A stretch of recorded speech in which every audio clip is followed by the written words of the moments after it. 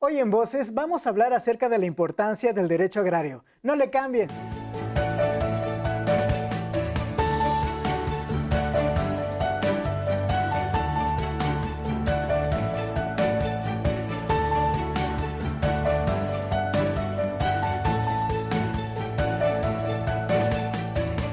Bienvenidos sean todos ustedes a Voces. El tema de hoy es muy importante. Vamos a hablar acerca del derecho agrario y su importancia aquí en México. Y para esto nos acompaña el licenciado Rodrigo Uribe Castillo, experto en este tema de derecho y del campo. Pero, oye, este asunto no lo conocemos muchos en la ciudad, por así decirlo. Hay que empezar por lo básico. ¿Qué es el derecho agrario? Bueno, el derecho agrario es esa rama del derecho que se enfoca en las tierras que pertenecen al núcleo ejidal o comunal y que nace formalmente como lo conocemos ahora a partir de la reforma de 1992, que se crean las nuevas figuras jurídicas como los ejidatarios, la comunidad, el ejido, el comisariado ejidal o el comisariado comunal, que a partir de esta reforma le dan vida a estas figuras jurídicas. ¿Por qué se decide crear esta vertiente del derecho? ¿Hay una necesidad o hay una finalidad? Históricamente, las tierras, antes de la Revolución Mexicana, podemos plantearlo que desde la conquista de los españoles y todo, venían la clase campesina siendo sometida a las clases poderosas. La acumulación de tierras en unas cuantas manos y la gente no tenía acceso a las tierras, solamente pues lo hacían a través de la servidumbre. Solo trabajaban la tierra, pero la trabajaban para el hacendado. Vemos por eso que hay muchas haciendas aquí en Morelos, por ejemplo, la hacienda de Cortés, varias haciendas que hay, en donde en pocas manos se acumulaba la tierra. Fíjate que el reparto de la tierra originó la Revolución Mexicana, ¿no? Entre otras cosas. Como consecuencia de la Revolución viene este reparto de las tierras, ¿no? En 1910, que inicia la Revolución. Pero es hasta el 1992, obviamente antes teníamos todas las tierras ya estaban en manos de campesinos y eso, pero en 1992 es como este auge que se le da a las tierras y las formas y las figuras jurídicas que en este momento tenemos. Y antes de 1992, ¿quién decidía, quién mandaba? Había, por ejemplo, en lugar de tribunal agrario, había una comisión agraria. Eran las comisiones agrarias mixtas, integrada, por ejemplo, por vocales y no por un magistrado con plena autonomía para decidir sobre las tierras. Esta reforma nos da mayor certeza jurídica y nos crea una institución, un tribunal especializado como son los tribunales agrarios, que es una de las grandes importancias de esta reforma del 92. Hoy hay alguna palabra muy importante, una palabra clave, que son los ejidatarios. ¿Quiénes son? ¿A qué se dedican? ¿Qué hacen? Mira, los ejidatarios es esta persona titular de derechos ejidales. Por ejemplo, en un ejido existen tres figuras fundamentales, que son la asamblea, que es la figura máxima dentro del ejido, y está contribuida o integrada por ejidatarios, que son estas personas que integran la asamblea. A estas personas a las cuales se les repartió tierra, se les asignó tierra. Es donde me decías, ¿no? Desde la Revolución fueron a los que les repartimos las tierras. Ellos son los ejidatarios. Esos son los ejidatarios, que los derechos ejidales vienen heredándose de padres a hijos, según lo marca la ley, o a quien tú quieras dejarle tus derechos y tus tierras. Entonces, la otra figura, la más importante es la asamblea, que es el conjunto de los ejidatarios y que en consenso votan las decisiones y rigen la vida interna del ejido. Es la máxima autoridad la asamblea, integrada por ejidatarios, que son aquellas personas a las cuales se les dotó tierra. Y la otra figura importante es el comisariado ejidal, que mucha gente piensa que el máximo representante es el comisariado, pero no, ya como te lo acabo de decir, la máxima autoridad es la asamblea, el conjunto de los ejidatarios. Entonces, ¿qué será el comisariado? El comisariado es aquella persona integrada el comisariado se integra por un presidente, un secretario y un tesorero, que es dentro de esos mismos ejidatarios que se forma esa planilla. Se vota esa planilla y participan cada 3 años. El comisariado tiene una renovación de cada 3 años. Cada 3 años se van a votación y son los ejidatarios, los que participan en esta contienda para ser integrantes del comisariado. Y el comisariado al final de cuentas sería como un representante de la asamblea. Cuando, por ejemplo, el ejido tiene algún problema, se demanda, no van a ir los 50 o 200 ejidatarios a representar a su ejido, sino que va su representante, que ¿quién es? El comisariado ejidal, integrado por estos tres. Oye, entonces, bueno, esto del derecho agrario, entonces nada más les importa a los ejidatarios, o por qué nosotros, unas personas que vivimos, no sé, a lo mejor en una casa de interés social o le damos nuestra propiedad, una mansión, por así decirlo, ¿por qué nos tiene que interesar el derecho agrario? Mira, es interesante tu pregunta y te voy a decir por qué. En México, aproximadamente el 60% de las tierras pertenecen al régimen ejidal o comunal. O sea, ¿te imaginas cuántas tierras, cuánta gente que no es ejidataria ni comunera vive dentro de estas tierras? O sea, es mucha gente que ya la población ha crecido en una dimensión tan grande que la gente ya se está asentando en lugares en donde debería ser una parcela. ¿Y qué pasa cuando, por ejemplo, ves que hay anuncios donde dice, ven un terreno muy barato y todo, pero es un terreno ejidal? ¿Qué problemas la gente común puede tener al comprar estos predios? Mira, el problema radica fundamentalmente en que la gente, los ejidatarios, muchas veces en zonas urbanas, que es lo que está pasando ahorita, en zonas urbanas deja de sembrar la parcela porque el campo a lo largo de la historia ha sido desatendido. Deja de sembrar su parcela y ¿qué es lo que pasa? Lotifican su parcela y si su parcela medía 5 hectáreas, 10 hectáreas o lo que sea, finalmente se acaban convirtiendo en colonias. Y es donde la gente compra, gente que como tú y como yo no somos ejidatarios, no tenemos calidad agraria, no nos asignaron ninguna parcela, compramos 200 metros de esa parcela que le pertenece a un ejidatario. Y es donde vienen muchos de los problemas que tenemos ahorita, porque nosotros no somos ejidatarios, nos estamos asentando en un lugar que para su origen era la siembra, ¿no? Para su origen eso era una parcela, para eso estaba hecha, para sembrarse y para que el ejidatario viviera de lo que la parcela le daba, de sus cosechas, por ejemplo, ¿no? Y nosotros ya nos venimos a asentar ahí. Y es por eso que es muy importante que sepamos sobre derecho agrario las demás personas. Pero ahorita seguimos platicando, nosotros vamos a un corte y regresamos. Estamos con el licenciado Rodrigo Uribe Castillo platicando sobre el derecho agrario. No le cambien. ¿Sabías que? La Ley Agraria del 6 de enero de 1915 fue el primer paso que se dio en México para dar una solución no solamente revolucionaria, sino institucional a las demandas del pueblo.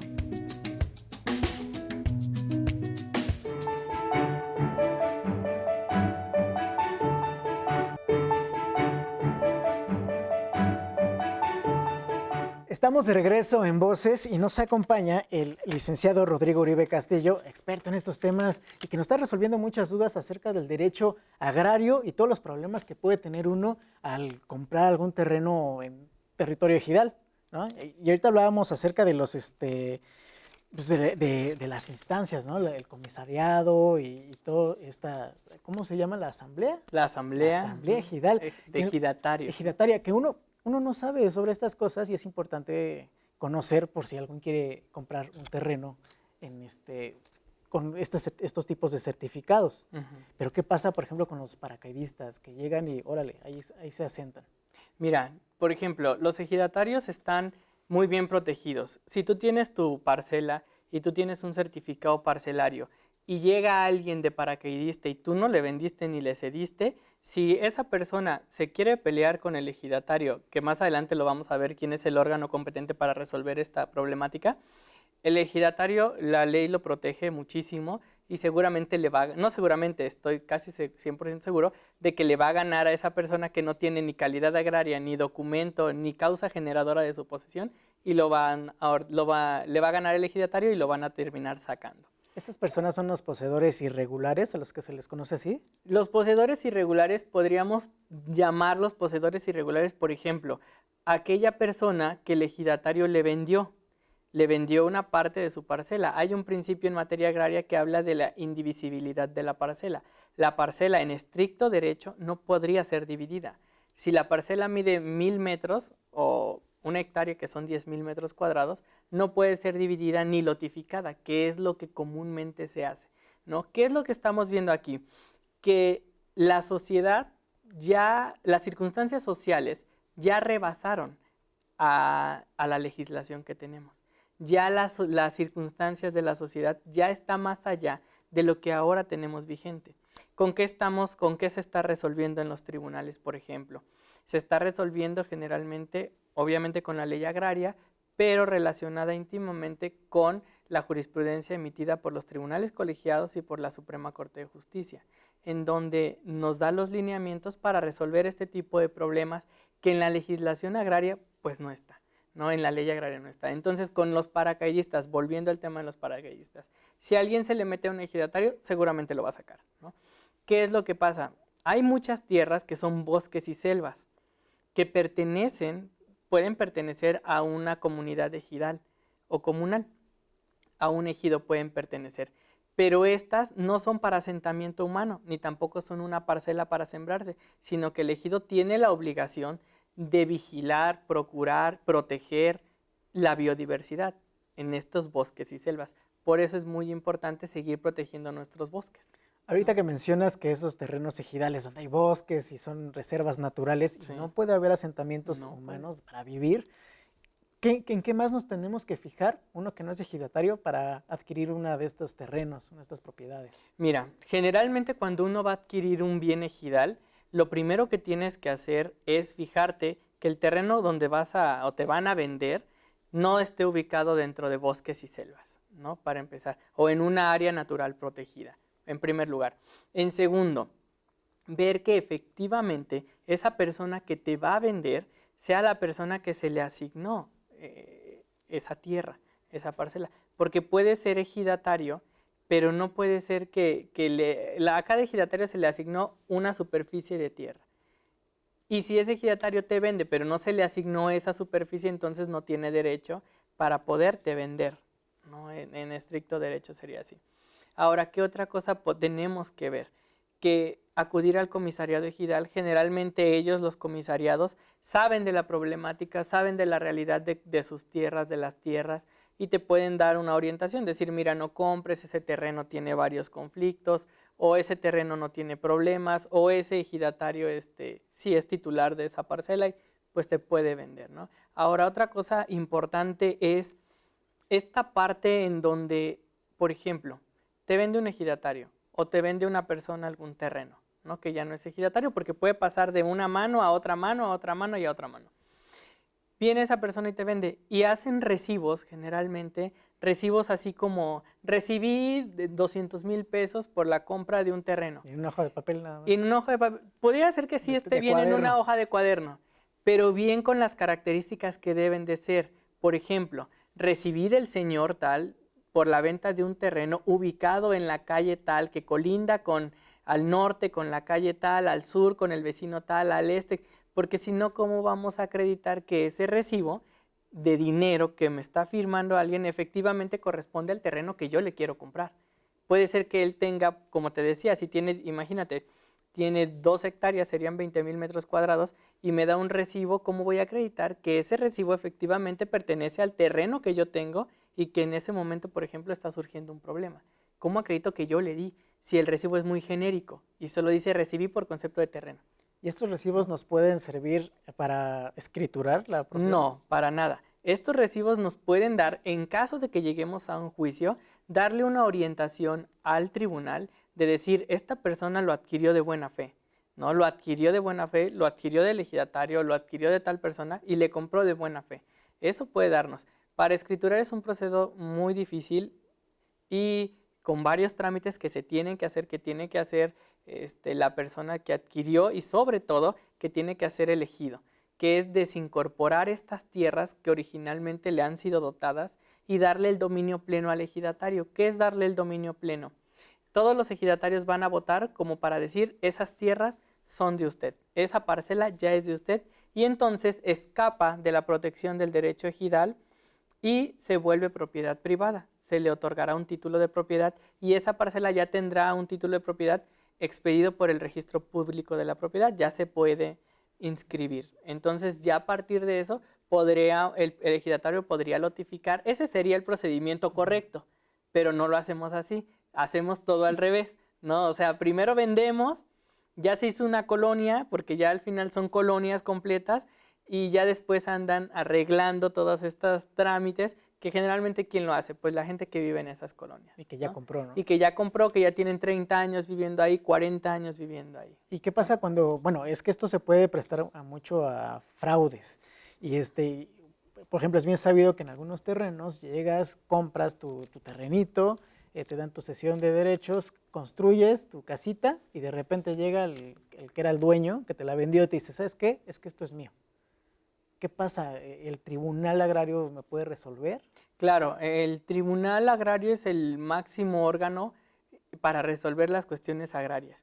No solo conflictos entre ejidatarios, sino también conflictos entre ejidatarios y personas particulares o entre particulares mismos. Por ejemplo, algo muy común es que esa gente que compró esos 200 metros la vende y esa persona la vuelve a vender.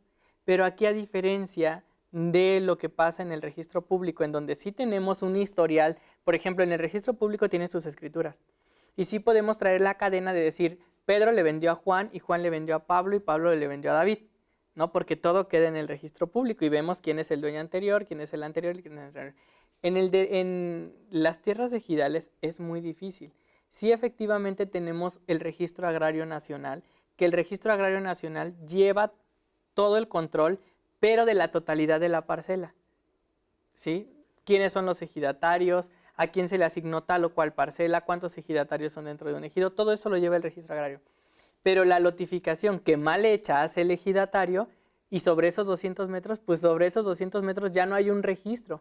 Entonces es muy difícil decir, a ver, estos 200 le pertenecían a Pedro y luego Pedro a Juan. ¿Por qué? Porque no tenemos ese control. Hay muchos problemas y lo bueno que hay una instancia que nos puede dar solución. Pero ahorita eso lo platicamos, vamos a un corte y regresamos, estamos en Voces. ¿Sabías que?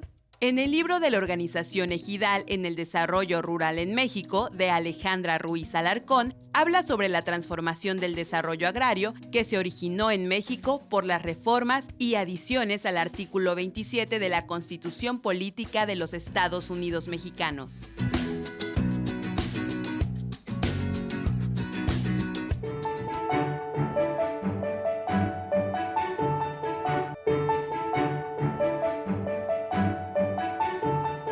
Estamos de regreso en Voces, estamos platicando acerca del derecho agrario y está muy interesante porque hay muchas preguntas que tiene toda la gente sobre esto que no sabe y ahora estamos resolviendo, pero hay instancias que pueden resolver estos conflictos con las tierras. ¿Cuáles son? Sí, mira, en materia agraria hay tres figuras fundamentales y básicas que son el Registro Agrario Nacional, la Procuraduría Agraria y el Tribunal Agrario.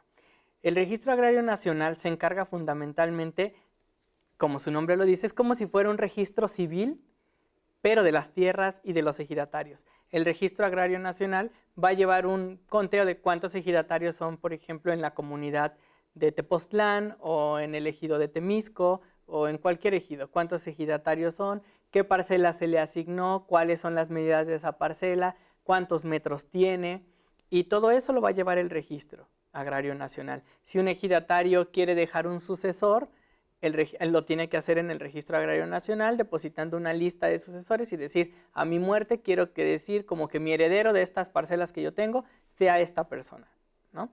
Eso es lo que hace el registro, llevar un control de los ejidatarios y las tierras. Como un censo. Como un censo, ¿no? Y la Procuraduría Agraria, otra figura importante también, la Procuraduría Agraria tiene la función de orientar y asesorar a los ejidos y a los ejidatarios. La Procuraduría Agraria tiene visitadores. Estos visitadores están adscritos a cada ejido del país que hay, en el país. Cada ejido tiene un visitador. Este visitador, ¿qué hace? Le orienta para llevar a cabo las asambleas, los asesora a los ejidatarios. Si algún ejidatario tiene algún problema, la Procuraduría Agraria, a través del visitador, pues le dice, mira, si tu certificado salió mal el nombre, tenemos que hacer esto. Si el ejidatario quiere dejar a su sucesor o a su heredero, para que sea más claro, va a decir el ejidatario, el visitador le va a decir cómo lo tiene que hacer. Es muy proteccionista esta parte del derecho agrario y en sí del derecho. ¿Por qué proteccionista? Si te das cuenta, protege que otro gremio tiene así. ¿no? Si tú te vas al derecho laboral, no tenemos así. Si te vas a cualquier otra rama del derecho, no tenemos a alguien que esté con ellos directamente asesorándolos, guiándolos y orientándolos. Esta es la función de la Procuraduría Agraria, entre otras funciones que claro que también tiene. Como conciliadora, ¿no? También, Conciliadora, ¿no? también tiene una parte conciliadora en donde si dos ejidatarios o alguien se está disputando algo, vienen y concilian. Si no hay una conciliación, entonces es donde viene ahora sí la máxima autoridad en materia agraria, que son los tribunales agrarios. Los tribunales agrarios nacen con la reforma de 1992, en donde se le da plena autonomía a estos tribunales, plena jurisdicción. No hay nadie que pueda emitir una sentencia sobre derecho agrario que los tribunales agrarios. Ningún otro tribunal puede emitir una resolución sobre derechos ejidales, comunales o de los ejidatarios. El tribunal agrario es el máximo órgano para resolver las controversias. Mucha gente, por ejemplo, que dice, es que ya fui a ver al comisariado pero ya nos arreglamos y no me hace caso o cosas así. ¿Creen que el comisariado es como la máxima autoridad? No, la máxima autoridad para resolver una controversia, un litigio, es el tribunal agrario. Y entonces, ¿dónde están ubicados? ¿En cada colonia o hay una sede especial en cada estado? Sí, cada estado de la República, de acuerdo a su población, puede tener 2 o varios tribunales. Un ejemplo, los registros agrarios generalmente es uno por estado. Delegaciones, la delegación del Registro Agrario Nacional en Morelos. Por ejemplo, la delegación del RAN está ubicada en Boulevard Juárez, número 146, Colonia Las Palmas. La delegación de la Procuraduría Agraria está ubicada en Francisco Leiva, número 62, Colonia Centro. Ahí cualquier persona que tenga algún conflicto de orden agrario puede ir y ellos son los facultados para poderles dar una asesoría adecuada sobre su problemática que están viendo. Otra de las funciones de la Procuraduría Agraria que no quiero que se me pase es la de asesorar de forma gratuita a los ejidatarios, comuneros o personas que tengan algún conflicto en derecho agrario. Por ejemplo, si tienen un conflicto y se van al tribunal, el tribunal le requiere a la Procuraduría Agraria para que le asigne un abogado de oficio adscrito a la Procuraduría y que no le va a costar al ejidatario esa asesoría, cosa que en otros lugares pues no la hay, ¿no? En derecho penal, claro, también existe esa figura del defensor de oficio, pero aquí en la Procuraduría Agraria también tiene esa función. Entonces, si alguien tiene algún problema, puede acudir a Leiva número 62 para que ahí, en el centro de Cuernavaca, para que ahí le orienten y lo asesoren sobre su problema en concreto que pueda llegar a tener. Y el Tribunal Agrario está ubicado en Luis Espota, número 101, Colonia Lomas del Mirador, del Sambors de Casa de Piedra para abajo, aquí en Cuernavaca. Todo aquí en Cuernavaca. Todo aquí en Cuernavaca. Listo para toda la gente que tenga dudas sobre este tema o algún problema, un conflicto con sus tierras, pues también puede ir y apoyarse en estas instancias de gobierno. Claro que sí. Totalmente gratuito, que es muy importante. Todos los trámites que da la Procuraduría Agraria, así como el Tribunal Agrario, son totalmente gratuitos. Los servicios que da el Registro Agrario Nacional sí tienen costo, como la expedición de un certificado, pero son costos mínimos, nada es elevado, nada va a valer 5,000, 10,000, 15,000, 20,000. A la gente no debe dejarse engañar, debe de estar consciente de que los servicios que otorgamos en el tribunal, así como en las otras dependencias, son totalmente gratuitos. Bueno, ¿alguna recomendación final para todos nuestros televidentes que están viendo esto y que quieren adquirir un terreno en un espacio ejidal o que quieren vender sus terrenos? ¿Alguna recomendación? Yo creo que la seguridad que mucha falta nos hace, seguridad de toda, seguridad jurídica, seguridad patrimonial, seguridad en general, viene cuando la gente se siente resguardada y segura en su patrimonio, parte de eso. Alguien que no tiene identidad en su casa generalmente puede hacer muchas cosas porque no tiene un arraigo en su domicilio. Entonces, cuando nosotros le damos seguridad a nuestro patrimonio, viene la seguridad en otros sentidos. Y yo sí les recomiendo que van a invertir en su patrimonio, van a gastar mucho y háganlo de forma correcta, ¿no? Si van a comprar algo, cómprenlo bien, asesórense, acudan a la Procuraduría Agraria para que ahí les informen. No nada más tienen que acudir los ejidatarios. No, nada más pueden acudir cualquier persona. Acudan al comisariado si quieren comprar un terreno, acudan, vean cómo está la problemática en esos terrenos, ¿no? Si tiene algún problema, pues mejor no compren. Por muy atractivo que sea el precio, mejor no lo hagan si no están totalmente seguros y asesorados sobre todo. Licenciado Rodrigo Uribe Castillo, muchas gracias por haber estado aquí No. con nosotros y resolver tantas dudas que teníamos en la mente. Y quedaron muchas pendientes, pero pues lo dejamos para otro día. Cuando ustedes gusten, estoy para servirles. Muchas gracias por haber estado con nosotros. Nosotros ya nos vamos, pero no se pueden perder Voces. Hasta luego.